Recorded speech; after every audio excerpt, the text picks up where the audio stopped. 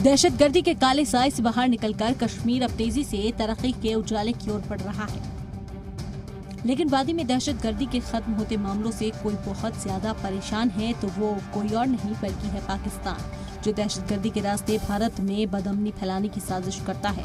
लेकिन पाकिस्तान अपनी हरकतों से कब बाज आया है? अब जब उसके प्रोपेगेंडा को आगे बढ़ाने के लिए दहशतगर्दाना रास्ते पर चलने वाला कोई नहीं मिल रहा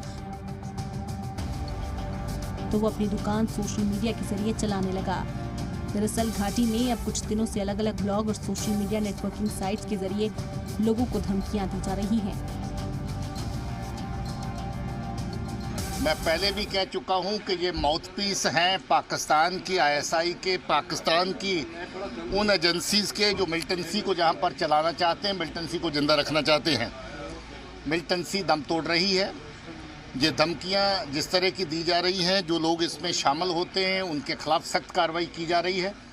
हम लोग पहले ही इस तरह के 2-4 ब्लॉग्स को, साइट्स को नज़र तले रखे हुए हैं। उसमें एफआईआर भी लगी है।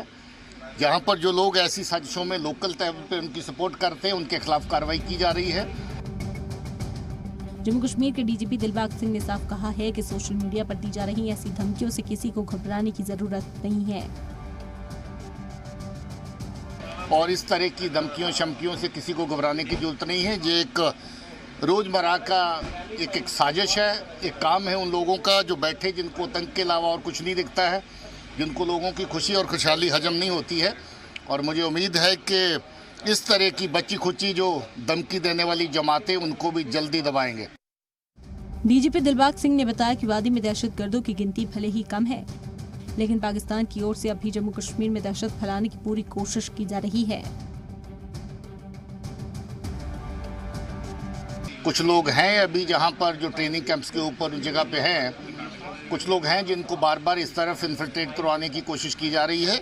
सरहद के ऊपर जितने भी फोर्सेस लगी हैं बिल्कुल सतर्क हैं।